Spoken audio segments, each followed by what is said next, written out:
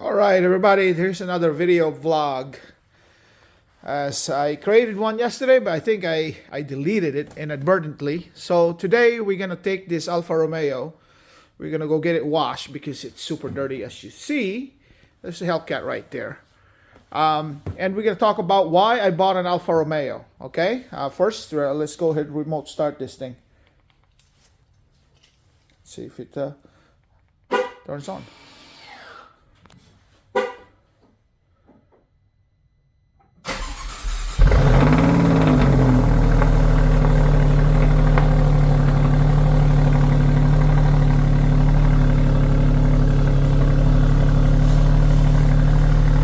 Sounded good.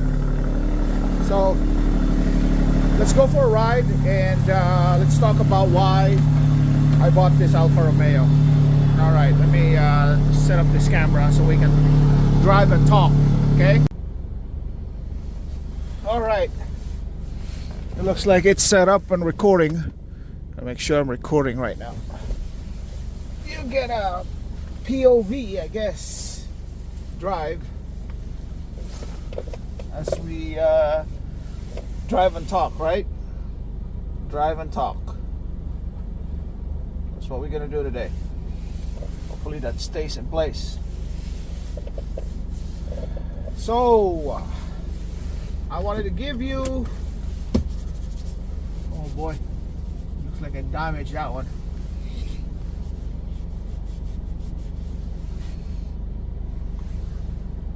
So I'm going to answer the question that nobody's asking, but I'm going to tell you anyways. Why did I buy an Alfa Romeo, right? It's a car that not a lot of people buy because they're quote unreliable. It's an Italian unreliable car. Okay, so I'm going to tell you why I bought it and the reasons why I bought it.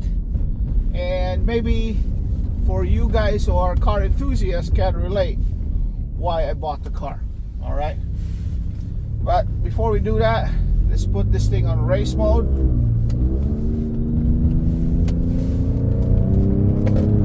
And manual shift it.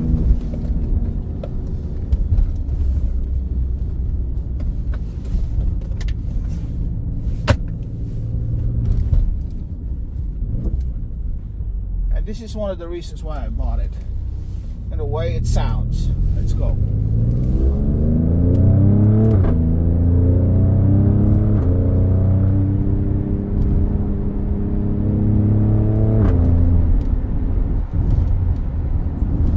Hoping that the camera can pick up those sounds. It's a fantastic sounding car.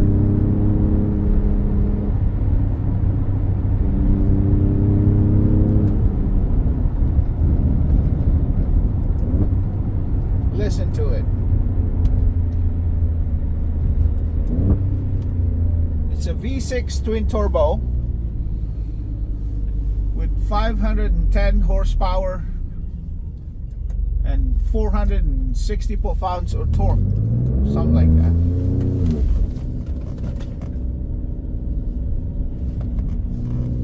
All-wheel drive.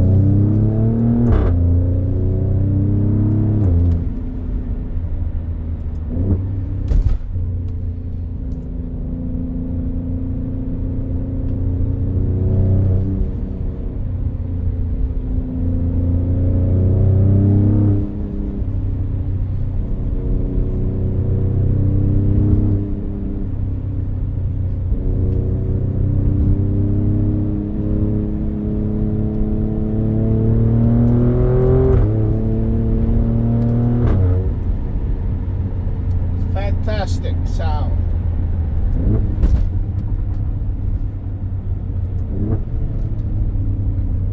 That is one of the reasons why I bought it.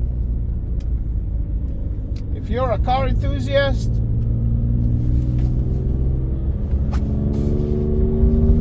that's one of the reasons why you buy cars, is the way it sounds. Second is the way it makes you feel when you drive it, right? So let me give you a background on why I ended up buying an Alfa Romeo Stelvio Quadrifoglio.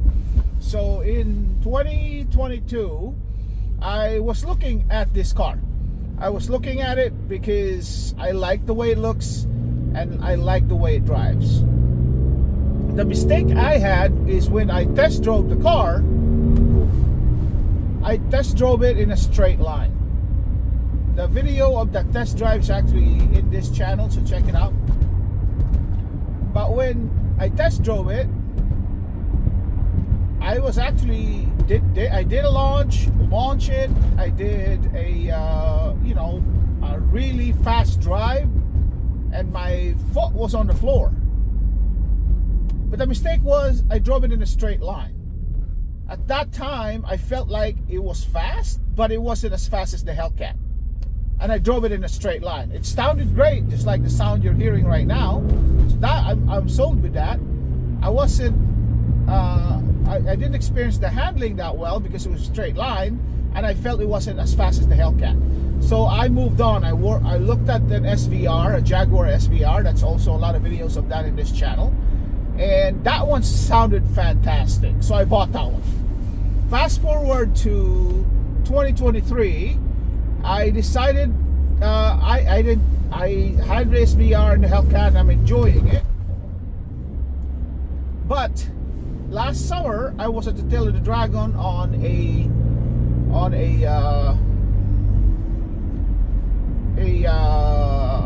rally, a car rally, a pretty aggressive car rally, and I was driving around, with other cars like GT3 RS, Porsches, McLarens, all these fantastic cars. The Hellcat held its own, and it was at the Tail of the Dragon. But one thing that I noticed was that there was an Alfa Romeo Stelvio that wasn't a Quadrifoglio that was part of that rally, and he was keeping up with me on the turns. With the Hellcat, I was driving fast on the straightaway. I would leave the Stelvio, and it wasn't a Quadrifoglio, so it wasn't like this. So it had less horsepower, less torque. I messed that up right there. But on the corners, it was keeping up with me. So it's like, how is he keeping up with me and catching up on a corner when I'm leaving, several cars behind on the straightaways? He must have really good handling. Just like the Porsche that was there, that had less horsepower than GT3 RS, but it was fantastic on the corners. So how can an SUV, I thought to myself, keep up with the Hellcat in the corners and handle this well, being it's probably as heavy as the Hellcat, and probably it is taller, right? So that kind of puzzled me. So I talked to the driver. I said, hey, just curious, why are you so quick on the corners, right? He was so quick on the corners.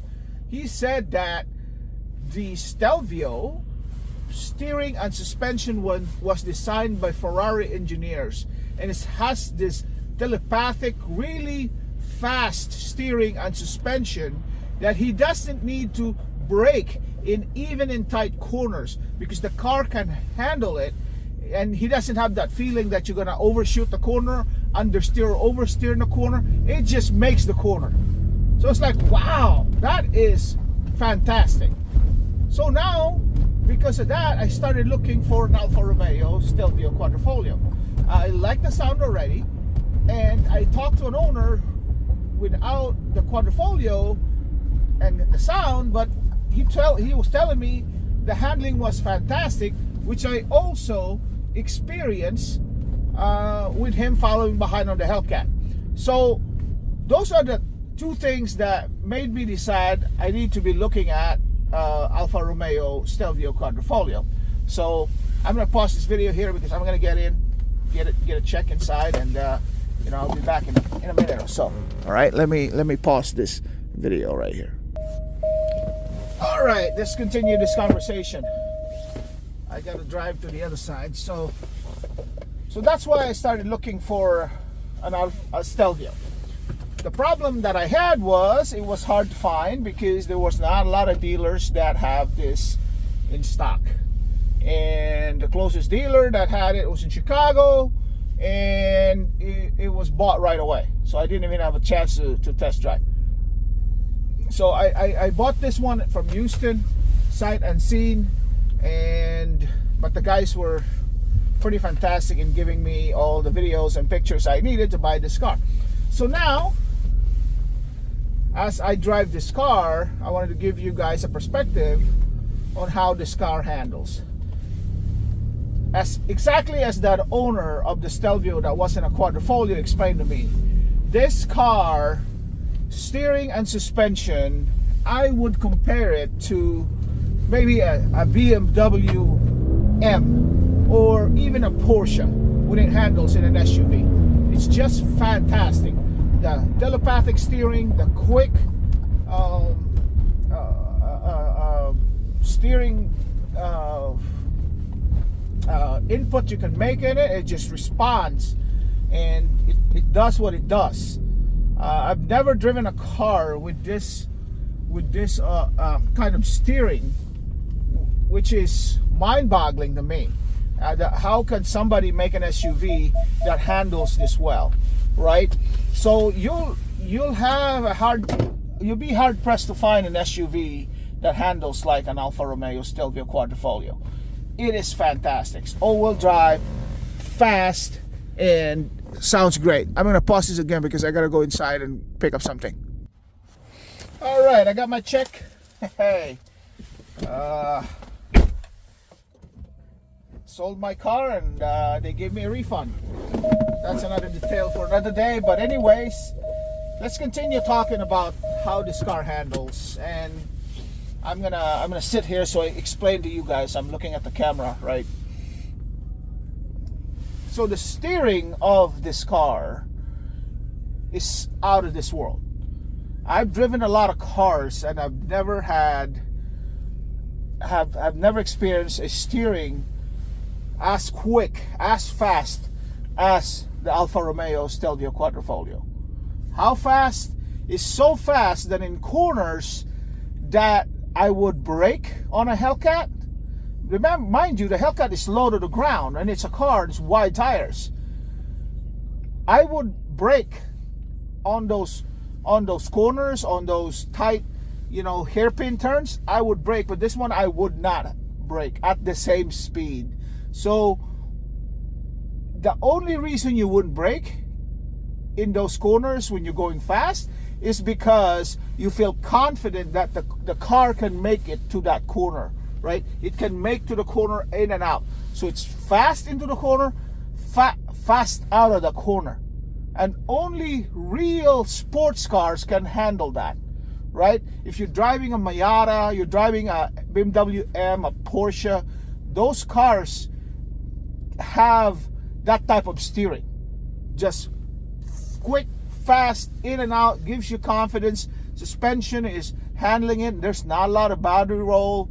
This car is fantastic. The drive shaft is carbon fiber, mated to a V6 twin turbo, a 90-degree V6, which comes from a Ferrari 488 GTV or Ferrari California.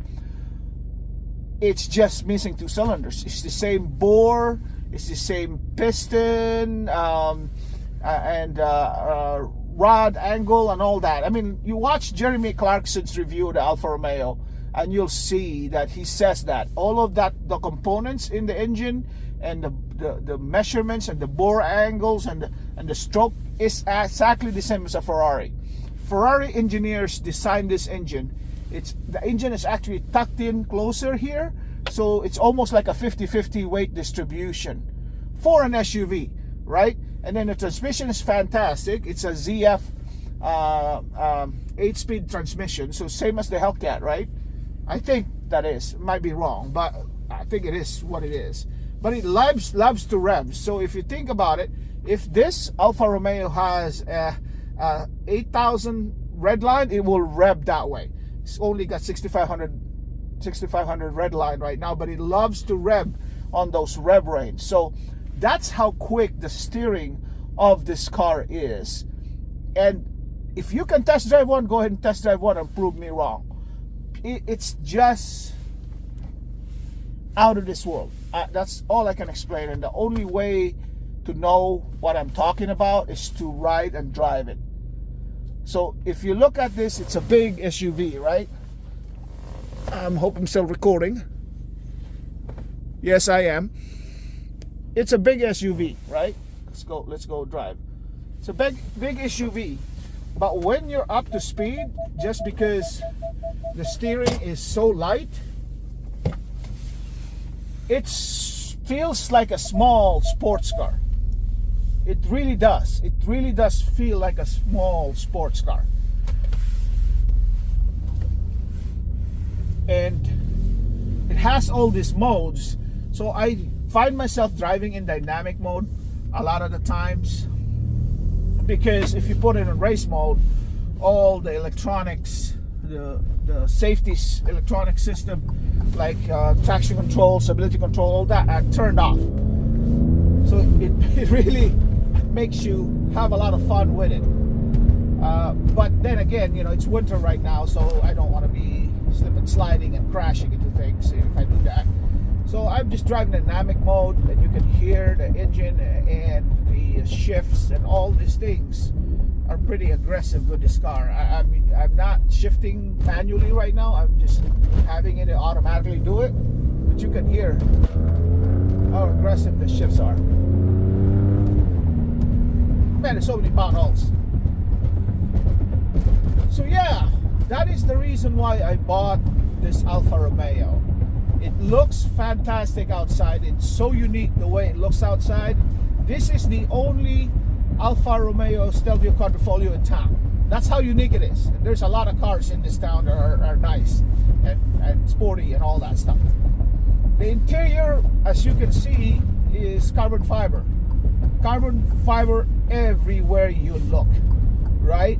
So that checks the boxes, right? The way it looks, the uniqueness of the car, the interior that I'm sitting at is beautiful, full of carbon fiber. And when you're sitting here, the chairs, the seats are well bolstered, as if you are driving a real sports car. And the way the sound that it makes on upshifts and downshift, it's got that chainsaw brap brap sound as you heard earlier. And I hope that you're not getting killed by the sun right now with the camera angle. And the way it handles, it's just it's mind-boggling, because it's a big SUV. You're higher up the ground. The tires in the back are 295 size 20s. The front is 255 20s. And technically it's a heavy car, but because of the horsepower and the way it's made in the transmission, the steering and suspension, it doesn't feel like a big car. I can tell you right now, it doesn't feel like a big car. When you're driving an SUV, you're gonna know it's an SUV. You're driving this one, you wouldn't even notice it's an SUV. That's how light it make it. The steering, suspension, and engine transmission combination makes it feel that it feels like it's a small vehicle. It's just an amazing, amazing car to drive. I bet you the Giulia, which is the car version of this one, is probably fantastic, because it's lighter and it's lower to the ground. But the problem with that is you got two-wheel drive, right? So two-wheel drive, you know, with that much horsepower and that light, it's easy to end up in a ditch on that one. Even so that you can do this on race mode, where it turns off all the traction control and all the computer assistance, driving assistance is turned off. At least with this one, it's still an all-wheel drive car. It's gonna be a rear-wheel drive bias when you're doing that, when you're driving in race mode. But since it's all-wheel drive, the front is still gonna kick in to help you with traction and cornering and all these things. So it's basically to me, it's a better version of the Giulia, just because of that all-wheel drive component. And obviously the launch, it would be much faster. I think the 0 to 60 on this one is somewhere between 3.6 to 3.4 seconds. That which is insane, right? That's fast. I mean, that's the same as a Hellcat. The only difference between this and the Hellcat is it's torque. It does not have the same amount of torque as the Hellcat, which you can feel, right? The Hellcat, every time you accelerate hard and drive fast, you can almost feel that punch. The punch of the torque is always there, and it keeps going. The more you press the accelerator, it keeps going. This one doesn't have quite that much of a torque. It's only 460 or so. So you don't feel the torque as much, but when you're up to speed, when you're moving, like right now, it moves. I'm telling you, it moves. It's, yeah, you can't quite explain it. The experience is unexplainable, which is crazy. I'm doing my best, and I'm losing words to explain it. And the only way to experience something like this is to drive it. Like I said, there are cars that you expect exactly how it will behave. You expect how it will behave. I mean, for the Hellcat, you don't expect how much power, how much torque it has. It still surprises you every single day. But any of these cars that we're following around right now, none of these cars will make you feel the same way as this one. None of this. So whatever SUV you've driven so far, name a sporty SUV so far that you've driven, none of them will make you experience the way this car will. And I'm confident in that. If you want to bet on that one, I will bet on that one. It's just such an experience. And the good thing about it, this car is a 2019, so I got a good deal on it. Because again, from the beginning, I told you, people have a preconception that these cars are unreliable. It's an Italian car that's unreliable. They don't like that. But to me, I buy cars because of the experience. If you're a car guy, and that's why you buy cars, is about the experience, the way it makes you feel when it drives, the uniqueness of how it looks, and the sound that it makes when you drive it. This is the SUV for you. If you're looking for an SUV at a decent price, I mean, it's not cheap, but brand new, this car is close to $100,000. But buy it used like I did, you'll get a good deal. You'll experience something so unique that you won't find in a lot of SUVs out there. You'll be hard pressed to find a driving experience that this car will offer. So I'm telling you, if you're on the fence of trying to decide if you're gonna get an Alfa Romeo, Jaguar, SVR, or what, because they're in that same category, BMW, X5M, whatever, get the Alfa. You'll get the benefit of having a unique vehicle. You'll get the unique sound that it makes, as you can hear. You'll get the experience. I'm telling you, you'll never experience in other cars. And you know, you got an Italian car made by Ferrari engineers. It's just fantastic. It's nothing like it. Nothing like it. So hopefully I've given you some perspective on how this car drives, the reason why I bought it, and you know, giving you some ammunition on making that decision if you want to buy one. And hopefully I was entertaining enough. This vlog style videos I'm kind of enjoying because I can put up a video a day without too much editing. This one I might have to edit because it paused earlier when I remote started this, so I have to add that video that I started. But like I said, this car, I can tell you, is fantastic. I highly recommend it. If you want to experience something different in an SUV, this is the car for you. A Porsche Macan, they're about the same size. Maybe Macan is a little smaller. I test drove it. The GTS, I test drove that one. The Turbo, I test drove. It doesn't feel this way. And you think it's a Porsche, right? It doesn't drive this way. This is so much better handling, so much better suspension and steering. and has a better sound than the Macan Turbo or Macan GTS, and those are more expensive, probably more expensive maintenance wise. So I'm telling you, man, I'm telling you guys, all of you guys, it is fantastic. If any one of you are local and you want to take a ride, I'll take you for a ride. Hit me up, whatever. I'll take you for a ride so that you can experience the fantastic experience that I'm having with this car. So keep watching, click the thumbs up, share it with the people, and I'm gonna go to the car wash because this car is pretty dirty. The wife's gonna drive it to work tomorrow, and it's ceramic coated, so hopefully all this grime and stuff are just gonna slide off. We'll see. All right, you take care. Thanks for watching. I'll see you next time. Okay, bye for now.